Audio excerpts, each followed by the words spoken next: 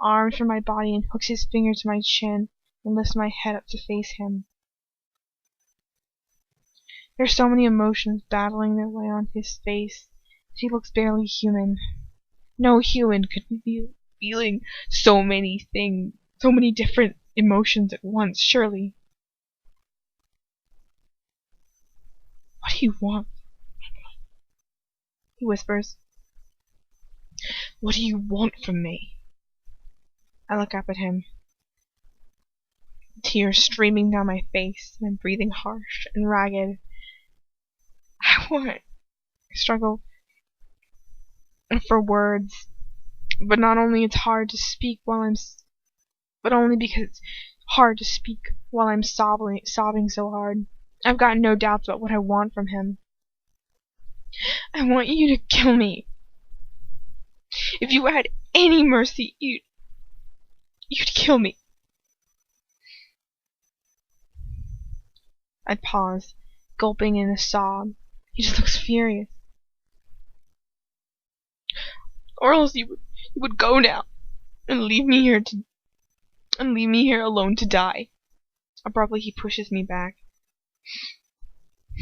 I cry out in shock as I fall onto the unforgivable stone on the floor. I have no mercy. I have no mercy. He hisses as he looms over me. Thanks to you, I have absolutely nothing left. You have taken everything away from me. Everything! His hands close around my throat, and I know that this is it. He's going to kill me. And I do the one decent thing he could do. White lights pop up behind my eyes, and his hand loosens as the fury on his face ebbs slowly away, to be replaced with a kind of calm. Although calm is the wrong way to describe it. It's a horrible, awful stillness of cold rage. His spare hand moves to the collar of his robe, slowly undoing them one button at a time. Why should you be any different? He mutters, I have nothing left. Then I'm damned if I'm going to allow you to hold on to anything. I close my eyes, hearing the rustle of his robes. What's the point in fighting him? He's going to win anyways, because I don't really want him to stop him. I don't really want to stop him anymore. I haven't fought him ever since the first time he ruined me forever. Ever since he took away the innocent girl I was and murdered her. And it was that girl who still wanted to fight against him. His hands slide up my thigh under my robes and over my hips, grazing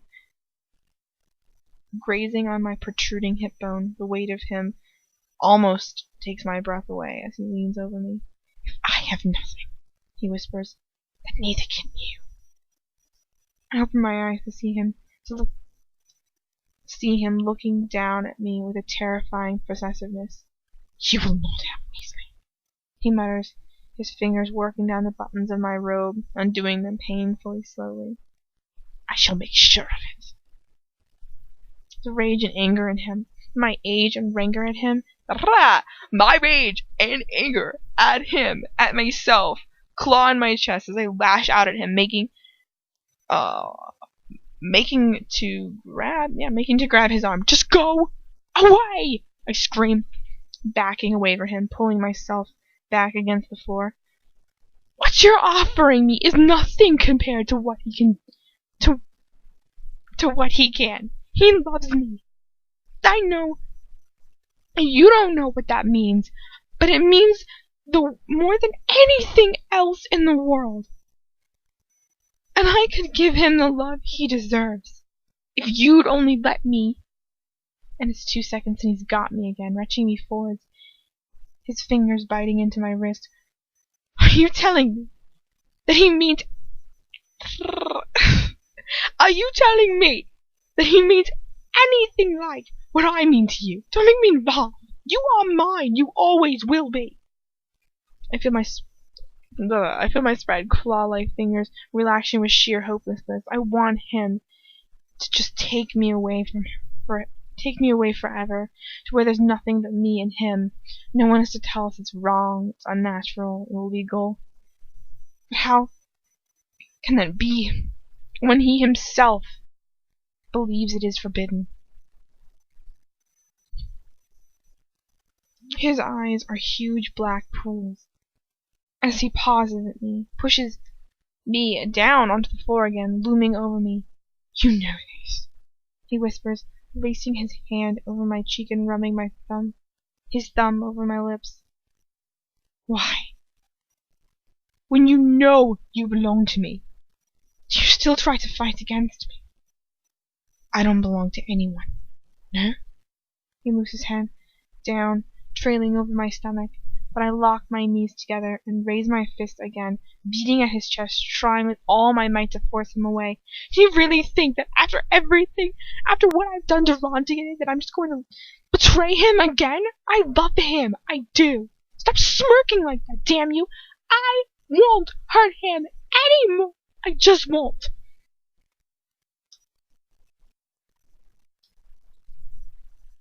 But he grips at both my hands, pinning them down to the floor on either side of me by the wrists. Excuse me. He sneers, although the sneer looks more than a little forced. "It doesn't exist, Mudblood. You pity him, that is all. Don't confuse that with love. You pity him, but you need me. There's no comparison to make between the two." I gulp, feeling hopeless tears roll down my eyes, down my cheeks. He's right. He's always been right about that. It's not Ron I think of when I'm alone in the dark in my room. It's not Ron I need to make me feel whole once more. It's not Ron I need it almost in the very air that I breathe. But at the same time, it's not Ron I hate for what's happening to me, for what I've become. It's Lucius. I hate Lucius for what he's done for me. What he's done to me. It's for me. Yeah, it's for me. Sorry, I'm still saying this. I hate Lucius. I hate Lucius for what he's done for me. Even as his fingers move between my legs, I hate him. Even as he touches me, his fingers moving slowly and then faster, I can feel the hate along with the familiar electricity need burning up inside of me. And I want more than anything to push him away from me, but I can't. I know that I can't. I know more instinctively than I know not to put my hand into a flame. Good God, what has he done to me? He's looking into my eyes as his fingers move, watching my breath quicken, his eyes boring into my own. I can't look into my eyes. I can't let him look into my eyes and know all my secrets. Not this time. He can't know what I'm thinking. Because if he knew what I'm feeling right now, besides all the hate and the anger and the need, he'd leave me alone. Forever. I know it. I can never tell him about it. Never. He'd never understand. So I close my eyes. I wish I wasn't breathing so quickly. I wish my whole body wasn't screaming with need as he pinches and pulls. This is getting inappropriate. When he crawls down over my body, pushing my legs apart and burying his mouth between them. God, I wish I could hate this more as much as I hate myself, but I can't. I claw at my face, trying to make myself hurt, to punish myself for letting him make me feel like this. The hot itch is building up inside my legs, and God, we do not need to have that. And God, you read. All I can hope for is that he'll push me over to the edge of oblivion and grant me merciful emptiness. But then I'm pulled down to earth by a sharp, searing pain as he bites down hard. I squeal in protest. He's already moving back up my body, and I almost try to push him away again, but he catches my lips with the slightest and lightest of kisses, holding me still for one quiet moment. Neither of us move for the agonizing eternity. We just hold each other in complete and utter stillness until he breaks away from me, looking down at me.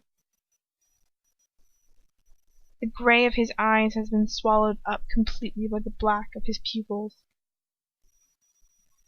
Even if you ever were to be with him," he whispers, his voice very thick, "you would never, ever be able to forget me. As he touched you, you'd only ever be able to think of me." He pauses, his eyes drinking me in. "Besides,